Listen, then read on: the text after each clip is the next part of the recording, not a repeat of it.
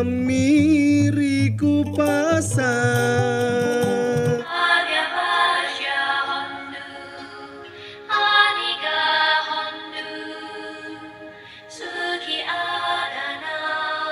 Berkat berinteraksi dengan kata-kata Buddha. Berinteraksi di sini bisa diartikan sebagai membaca, mendengarkan, menyimak atau mempelajari.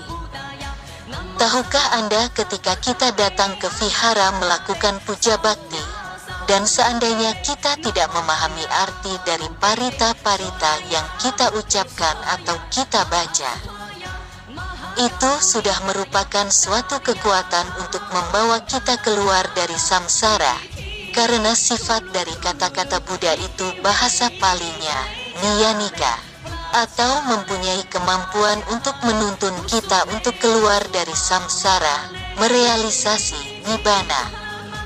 Ini adalah salah satu kualitas dari kata-kata Buddha, sesuai yang tertulis dalam Tipitaka. Itulah mengapa 500 kelelawar di dalam gua yang mendengarkan biku menghafal Abhidhamma, akhirnya membuat mereka 500 kelelawar tersebut bertemu dan menjadi murid yang Arya Sariputta, sehingga bisa keluar dari samsara. Demikian itulah hebatnya kekuatan kata-kata Buddha. Itulah mengapa sebagai umat Buddha kita yang berkumpul melakukan puja bakti di vihara atau berkumpul di kelas Pariyati Sasana belajar memahami kitab suci Tipitaka. Kitab komentar dan kitab subkomentar memiliki berkat, yaitu menanam benih-benih karma yang kuat yang akan mempunyai potensi yang kuat untuk menghasilkan buah berupa pencapaian kondisi-kondisi yang memudahkan kita bertemu guru spiritual yang baik, bertemu para bante, para pabacita, yang bisa menuntun kita untuk keluar dari samsara yang merupakan tujuan hidup kita.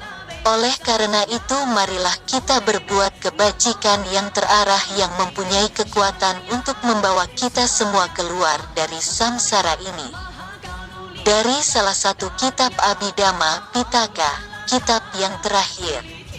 Kitab Patana, dari 24 kondisi ada 2 kondisi yang terkait dengan topik video ini. Kedua kondisi tersebut adalah Upaniseya Pacaya dan Asewana Pacaya. Untuk Upaniseya Pacaya, di mana Pacaya sama dengan kondisi, Upa sama dengan kuat, Niseya sama dengan dukungan, maka Upaniseya Pacaya berarti satu kondisi yang menjadi topangan yang sangat kuat untuk kemunculan dhamma-dhamma yang lain. Jika kita berbuat sesuatu sehingga tercipta kondisi yang baik, maka kondisi tersebut menjadi topangan munculnya kondisi-kondisi berikutnya yang kondusif bagi kita menuju tercapainya pencerahan. Kita yang melakukan puja bakti, yang membaca parita, mendengarkan kata-kata Buddha, itu menjadi Upaniseya Pacaya. Memiliki kondisi yang sangat kuat buat kemunculan keadaan-keadaan yang kondusif untuk pencerahan kita. Sedangkan Asewana Pacaya, di mana Pacaya sama dengan kondisi, Asewana sama dengan pengulangan. Maka Asewana Pacaya artinya adalah adanya kondisi pengulangan. Kalau kita sering mengulang-ulang mendengarkan kata-kata Buddha, maka semakin kita mengulang maka akan semakin kuat pengetahuan dan kebijaksanaan muncul. Sama dengan ketika dulu kita sekolah dasar, sekolah menengah pertama, sekolah menengah atas atau perguruan tinggi. Ketika kita akan ujian dan ingin menguasai satu mata pelajaran tertentu, kita harus membaca pelajaran tersebut secara berulang-ulang. Tidak cukup hanya satu kali. Ketika kita membaca kedua kali, maka pemahaman kita pada mata kuliah tersebut menjadi semakin kuat. Ketika membaca yang ketiga kali, maka akan semakin kuat lagi. Semakin kita mengulang-ulang topik yang sama, maka pengetahuan dan kebijaksanaan akan semakin kuat muncul. Nah, itu juga yang terjadi ketika kita mempelajari kitab suci. Jika kita mempelajari kitab suci Tipitaka, kitab komentar dan kitab subkomentar berulang-ulang, terjadilah asewana paceya, menjadikan rasa bakti kita kepada Buddha, Dhamma dan Sangha semakin kuat. Seandainya di dunia ini ada 1 juta judul buku, maka yang bisa dipastikan akan terus ada adalah 1 paket buku yang berjudul Tipitaka, kitab komentar, dan subkomentar. Selama ajaran Buddha ini eksis, kita tidak akan bisa mengelak dari 1 paket buku Tipitaka. Secara tradisi diyakini ajaran Buddha ini akan bertahan selama 5.000 tahun. Sekarang sudah bertahan hampir 2.600 tahun, maka tinggal 2.400 tahun lagi. Jika 2.000 tahun lagi kita terlahir kembali sebagai manusia, maka pada tahun 4022 kita akan bertemu lagi dengan kitab Tipitaka yang sama. Dan jika selama ini kita tidak pernah belajar Tipitaka, maka pada tahun 4022 kita akan kebingungan mempelajari Tipitaka. Sehingga sulit memunculkan pengetahuan dan kebijaksanaan karena tidak memiliki asewana paceya, tidak memiliki kondisi pengulangan. Oleh karena itu, mari kita setiap minggu melakukan puja bakti atau dengan mengikuti kelas pariyati sasana. Yang berarti kita menanam kondisi-kondisi yang baik yang akan kondusif untuk pencapaian pencerahan. Itulah mengapa pembabaran kitab suci harus disebarkan seluas-luasnya demi manfaat siapapun yang mendengarkan, supaya kelahirannya sebagai manusia pada saat ini yang sulit didapat bisa menjadi bermanfaat. Kita yang merupakan putu jana tidak seharusnya menyia-nyiakan kesempatan yang sudah ada, karena sekali lagi memperoleh kehidupan sebagai manusia itu sangat sulit. Ada yang berpikir kehidupannya sibuk sedang mengejar keduniawian demi kebahagiaan.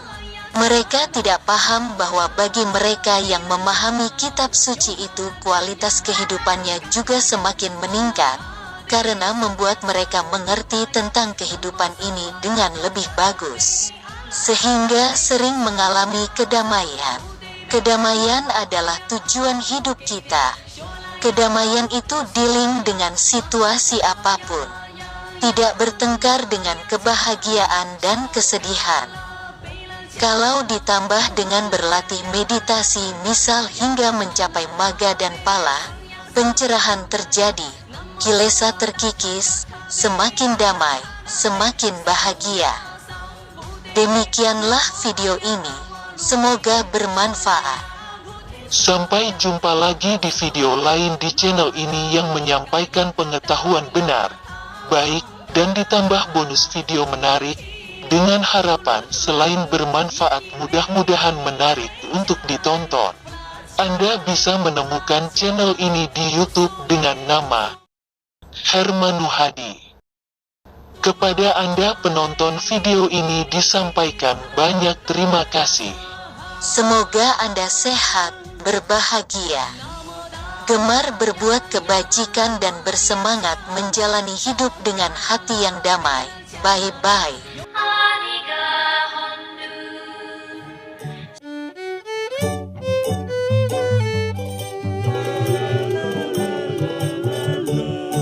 Angin mamiriku pasang pitujui tontonganna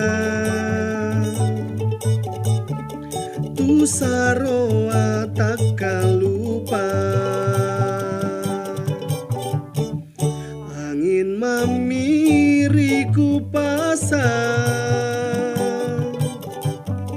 pitujui tontonganna tu saroa tak kalupa.